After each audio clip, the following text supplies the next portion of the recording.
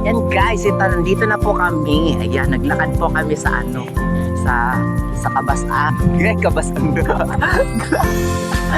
ngayon guys, tingnan yung lola nyo. Diba, nakasapatos lola nyo. Nandito saan? Sa tabing dagat.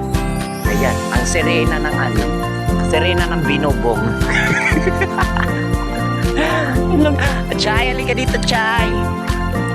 Ayan guys, ayan guys, ayan ang lawak ng ano, ng dagat na aming nilakbayan. So guys, ayan, galing pa po kami sa ano, sa bundok Tralala. So paggaling namin sa bundok Tralala, pumunta kami dito sa Baybayin. Ayan po. Hindi tayo mag-start doon. Oh, saan? Pulo. Pulo daw. Ayun. Hindi. Doon na lang daw po kami mag-ista sa pulo-pulo. Yan. Ayun yung may dagat na yun doon. Yun.